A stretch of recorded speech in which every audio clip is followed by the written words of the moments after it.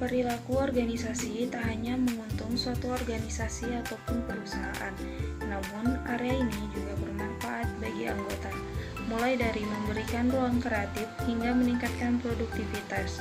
Di setiap keorganisasian atau di lingkungan masyarakat memiliki budaya kerja yang berbeda.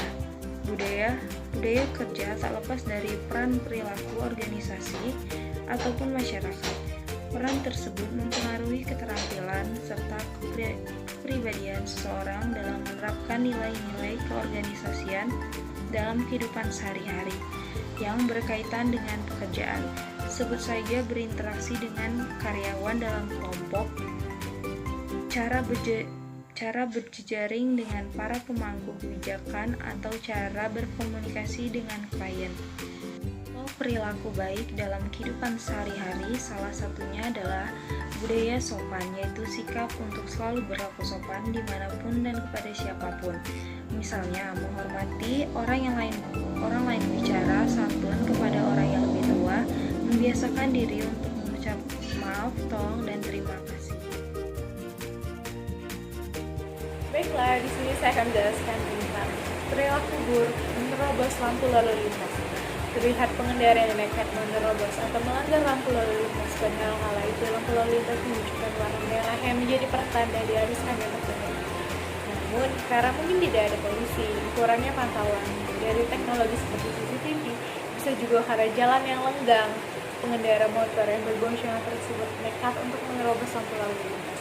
Padahal ini sangat membahayakan bagi dirinya, pembonceng, atau bahkan bagi pengendara lainnya. Bisa menyebabkan terjadinya kecelakaan. Sanksinya ada di pasal 287 ayat 2. Setiap orang yang mengemudi kendaraan bermotor di jalan yang melanggar aturan, perintah atau larangan dinyatakan dengan alat memberi isyarat lalu lintas sebagaimana dia maksud dalam pasal 106 ayat 4. Huruf C dipidana dengan pidana kurungan paling lama 2 bulan atau denda paling banyak Rp500.000. Perilaku buruk yang kedua yaitu penonton konser musik yang berpotensi anarkis dan rusuh. Acara musik atau konser memang sering diadakan oleh pihak penyelenggara atau yang bisa dinamakan dengan event organizer. Namun apabila dilihat sekilas acara seperti ini, apakah ada panitia atau bahkan aparat yang ikut serta memantau pada setempat? Jika memang hampir tidak ada, maka bisa jadi penonton tersebut apabila terkena gesekan sedikit bisa memicu amarah dan terjadi pertikaian antara satu sama yang lain. Bahkan tidak hanya itu saja, acara seperti ini juga bisa rentan disebabkan oleh alkohol dan minuman keras yang masuk. Itu saja yang dapat saya sampaikan. Terima kasih. Assalamualaikum warahmatullahi wabarakatuh. Sebelumnya perkenalkan nama saya Badr Al-Hamzah. Saya merupakan mahasiswa Universitas Islam Negara Palembang, Fakultas Ekonomi dan Bisnis.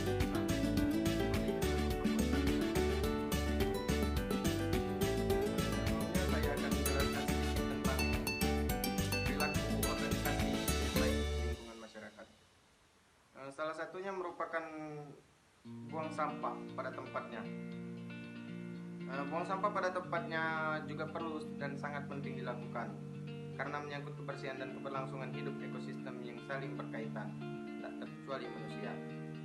Dengan membiasakan buang sampah pada tempatnya menjadi salah satu contoh sikap terpuji yang perlu diwujudkan dan tetap dilestarikan guna menciptakan suasana yang asri dan nyaman bagi siapa saja yang melihatnya.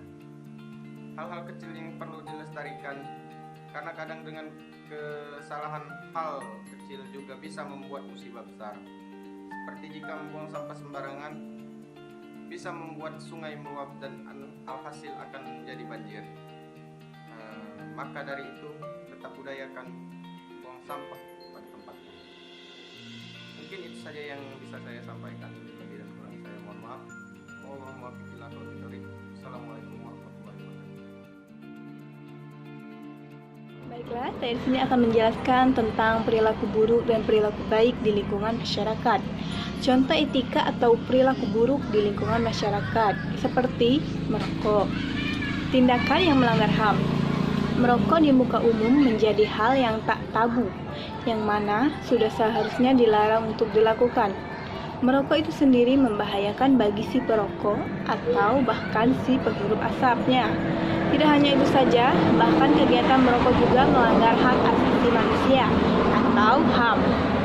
Sesuai dengan aturan Undang-Undang Dasar Pasal 115 Ayat 1 mengatur mengenai kawasan tanpa rokok antara lain fasilitas pelayanan kesehatan, tempat proses belajar mengajar, tempat anak bermain, tempat beribadah, angkutan umum, tempat kerja, tempat umum, dan tempat lainnya yang ditetapkan. Dan pada pasal 115 ayat 2 mengatakan bahwa pemerintah daerah wajib menetapkan kawasan tanpa rokok di wilayahnya. Dalam Undang-Undang 1945, hal tentang kesehatan diatur dalam pasal 34 ayat 3, yaitu negara bertanggung jawab atas penyediaan fasilitas pelayanan kesehatan dan fasilitas pelayanan umum yang layak, serta pasal 28H ayat 1, yaitu setiap orang berhak hidup sejahtera lahir dan batin, bertempat tinggal dan mendapatkan lingkungan hidup baik dan sehat, serta berhak memperoleh pelayanan kesehatan. Sesuai dengan gambar di atas, tersebut telah melakukan pelanggaran, yakni merokok di tempat umum, dan itu merupakan sebuah pelanggaran hukum yang seharusnya tidak dilakukan. Dari fenomena di atas, dengan melihat dari jenis kesadaran hukum, orang tersebut termasuk dalam jenis legal atau conscious as against the law, di mana orang tersebut sadar dengan hukum yang berlaku tetapi tidak melanggar.